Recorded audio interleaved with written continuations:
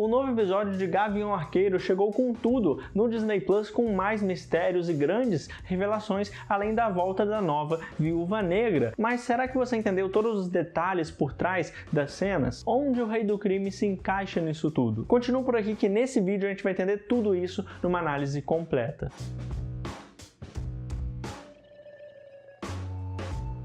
Fala nerds, eu sou o Lucas, sejam muito bem-vindos ao Experiência Nerd. Com a conclusão do último episódio de Gavião Arqueiro, a gente ficou naquela deixa de um confronto entre o Clint Barton e o Jack, inclusive com a apresentação da Echo, uma contextualização melhor sobre ela, e agora nesse episódio a gente tem também uma das personagens mais esperadas para essa série. Mas será que foi mesmo um bom episódio? A série caiu de qualidade? Como eu disse, o episódio passado terminou justamente nessa deixa de um confronto entre o Clint Barton e o Jack, mas por causa da Kate ali e depois a Eleanor aparecendo também, isso acabou não acontecendo, como eu até imaginei que poderia acontecer, mas eu ainda quero ver um embate entre os dois. Mas dá pra ver logo de cara que o Clint ele não reconheceu o Jack, então já diminui bastante a possibilidade dele ter sido o mentor do Clint no passado, assim como é nos quadrinhos. Então eu espero que a gente tenha uma solução para esse núcleo nos próximos episódios e principalmente o assassinato do Armando III lá também seja resolvido, já que aqui a gente não avançou em nada nisso. Mas mesmo assim a gente tem uma breve cena com a mãe da Kate, a Eleanor, descobrindo que a Kate está trabalhando com o Clint Barton. Mas depois eles conseguem sair dali e o Clint fez exatamente o que eu achava que ele faria, ele conseguiu recuperar a espada do Ronin sem que ninguém visse, mas a gente já vai comentar sobre isso também, sobre esse momento mais pra frente. E eu gostei mais uma vez do desenvolvimento da dinâmica do Clint com a Kate, os dois atores eles estão muito bons mesmo, e mais uma vez eu gostei também da Hailee Steinfeld no papel. Ela tá surpreendendo bastante, sem dúvida, ela é muito carismática, não tem como não gostar dela. E novamente, tudo isso é feito por cenas simples até, que contam um pouco mais sobre os personagens. Inclusive, a Kate, ela consegue acessar o Clint, de certa forma, ele consegue se abrir sobre o que ele pensa, sobre o que ele sente. Eu adorei a cena dela tentando comemorar o Natal com o Clint, querendo comemorar o Natal com o Clint, com a noite de filmes, com suéteres e tudo mais. E toda a conversa que eles têm, a cena dele ensinando para Kate como jogar a moeda de um jeito certeiro, que nem ele faz lá nos quadrinhos, pode não parecer, mas faz total diferença para aproximar os dois e aproximar também quem está assistindo. E claro, eu não poderia deixar de mencionar também, como eu cheguei a pensar lá na análise do episódio anterior, quando a Kate descobre que o Clint é o Ronin, e ele conta como que foi devastador quando ele perdeu a família dele lá no Blip, como isso impactou a vida dele, e trouxe todo esse peso, inclusive, que ele carrega daquele tempo até hoje. E é muito legal ver o contraponto da Kate sobre isso, que ela é mais jovem, tá mais esperançosa, digamos assim, sobre o mundo, sobre situações, e o Clint é totalmente oposto, ele já tá com aquele peso em cima, nas costas dele. E um detalhe muito legal desse episódio também é que ele aborda uma dúvida dos fãs muito antiga e muito engraçado também, que é justamente os arqueiros da Marvel, da DC, eles sempre têm flechas infinitas, né? Parece que nunca acaba. E nesse episódio eles meio que brincam com isso, eles falam disso e usam isso inclusive para voltar com aquele grupo de RPG que a gente tinha visto lá no segundo episódio. E como eu pensei que eles poderiam voltar, o Gilbert poderia voltar, eles realmente voltaram e dessa vez para resgatar as flechas do Gavião Arqueiro lá na polícia. Mas querendo ou não, sendo bem sincero, eu achei meio forçada essa situação que eles criaram. Eu já tinha achado lá no segundo episódio, quando foram apresentados daquele jeito. Então a impressão que eu tenho é que eles só estão ali para facilitar mesmo a narrativa, porque dá para ver claramente que vai formar uma equipe deles ali para ajudar o Clint e a Kate. E é até coincidência que todos têm uma função já pré-determinada, né? Todos são especialistas em alguma coisa para formar a equipe. E tem uma das personagens lá que inclusive parece que vai ficar responsável por desenvolver os novos uniformes do Clint e da Kate. E mesmo que eu queira ver, claro, os dois com traje, eu não acho que essa ideia da equipe é muito boa e muito criativa, sabe? Eu acho que é uma facilitação do roteiro muito grande, até porque a gente já está se encaminhando para o final da série, dos 6 episódios. Então eles têm que agilizar tudo isso, mas eu acho que tem que fazer do jeito certo. E desse jeito fica um pouco forçado, diferente do WandaVision. WandaVision teve mais episódios, teve 9 episódios, e foi aos poucos mudando os visuais, fazendo aquela homenagem naquele episódio de Halloween, e depois a Wanda ganha no final o visual dela de Feiticeira Escarlate. Inclusive, mais uma referência aos quadrinhos, aquele momento que eles falam sobre a flecha boomerang é muito parecido também, mas só que lá nas HQs, quem pergunta qual a utilidade de uma flecha boomerang é a própria Kate, mas na série isso foi trocado, do mesmo jeito que aconteceu na cena da perseguição, onde o Clint que dirigiu o carro ao invés da Kate. Então são algumas mudanças sutis, mas quem leu as HQs, quem acompanhou a série do Matt Fraction, os quadrinhos, vai pegar essas referências. Então, eu gosto bastante desses momentos, eles vão pro humor, eles têm um toque de humor, mas também eles vão pro drama. A gente vê toda a situação ali da Kate com a mãe dela, com o padrasto dela, e é muito relacionável isso, como por exemplo o Clint, mais uma vez, lembrando da Natasha, e dá uma importância, inclusive uma importância ainda maior para os acontecimentos de antes. O que também é lembrado pela própria mãe da Kate, a Eleanor, que diz que se preocupa com a filha dela, engraçado que mesmo que ela não demonstre isso em nenhum momento. Mas dá pra ver que quando ela cita a Natasha, o Clint imediatamente fica abalado.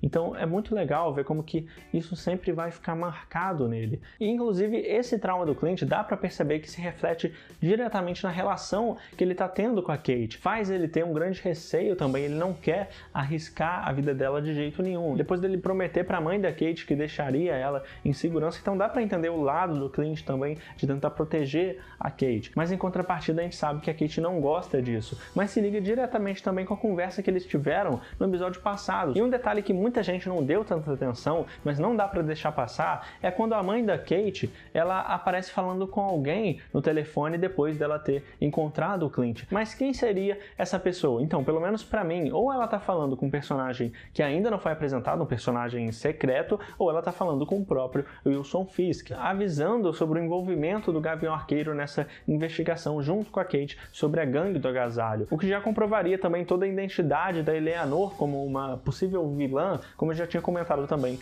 nas outras análises. Então, se isso se confirmar, conectaria essa hierarquia que se formou na gangue do agasalho, primeiro pelo Cassie e acima dele a Echo, e depois o Jack e a Eleanor também, e que trabalhariam para o Rei do Crime, que está acima de todos, comandando tudo. Mas como isso está parecendo muito óbvio, ficou bem claro nesses primeiros episódios, quem sabe a Marvel não está escondendo alguma coisa ainda que a gente ainda não sabe. Quem sabe eles não têm um segredo guardado que ninguém sabe. Porque outro grande mistério fica naquele relógio roubado do complexo dos Vingadores, e que não fica tão claro de qual personagem seria, mas só de que é um personagem com quem o Clint já trabalhou. E a mulher do Clint também, ela está envolvida na investigação. Mas mesmo que isso não tenha ficado tão bem explicado assim, fica subentendido que a Echo conseguiu informações do Clint, da família do Clint, através do relógio, como a Kate descobre pelo caderno dela. E já falando da Echo como personagem mesmo,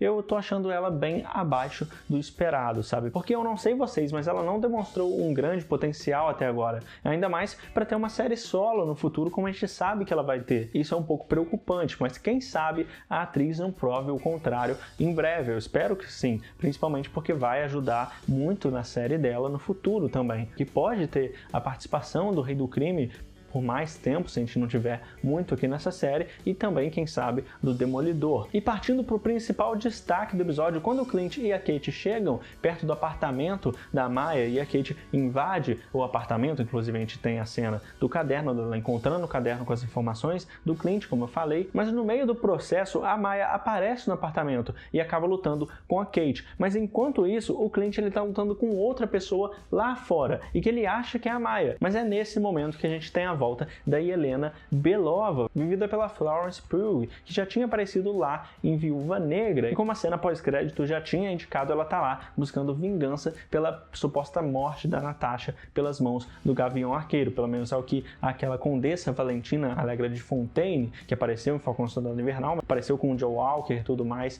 vocês devem se lembrar dela, ela que conta isso pra Yelena, e não é verdade, a gente sabe muito bem que não é. E agora a gente finalmente vê a personagem aqui de novo, e me surpreendeu com um visual bem diferente, mas que é uma referência direta, para quem não sabe, ao uniforme furtivo dela, que ela tem nas HQs, que tem essa máscara com vários visores verdes de visão noturna. E ficou muito irado mesmo ver esse uniforme na tela. Mas a luta em si que eles têm nesse momento, todos os personagens, para mim deixou muito a desejar. É um ponto bem negativo para mim, porque não tem nada de especial mesmo, com vários cortes, uma câmera bem fechada e que não funciona numa coreografia que não é nada marcante. É mal editado também. A direção não foi uma das melhores aqui, diferente do episódio anterior, porque é uma pena, porque todos esses personagens, eles são habilidosos, seria muito interessante ver eles lutando. É um grande embate, querendo ou não. Ainda mais com a presença da Yelena, tanto que quando o Clint fala da gravidade de ter uma assassina viúva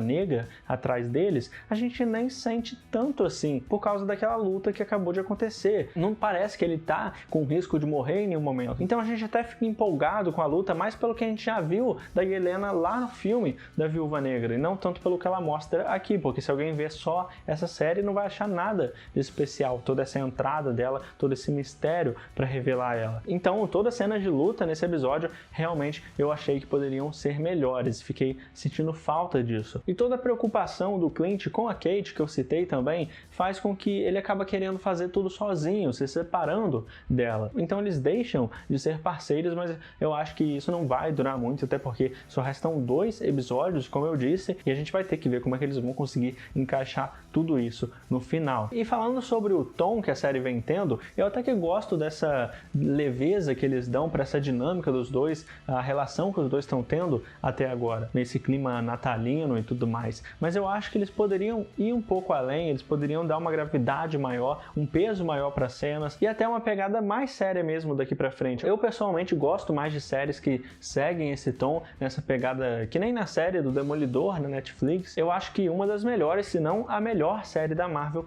que a gente já teve. Então eu acho que o MCU ele precisa um pouco mais disso, e o Demolidor é o melhor exemplo. De modo geral, eu tô curtindo a série, eu tô gostando do desenvolvimento do Clint e da Kate, como eu disse, mas eu acho que poderia ser melhor, principalmente na parte dos vilões também, da Echo, e resta esperar para ver o que vai acontecer nos próximos episódios. Quais são as suas teorias? Comenta aqui embaixo que eu quero muito saber o que vocês estão pensando dessa série. Se está agradando, se está decepcionando, se vocês esperavam mais ou se está cumprindo tudo que vocês queriam. E não se esquece de se inscrever no canal com o sininho ativado, porque eu vou trazer mais análises dos últimos episódios para vocês. Então fica ligado e continua no canal conferindo esses novos vídeos que eu separei para você. Eu tenho certeza que você vai gostar. Muito obrigado por tudo, valeu, falou e até mais.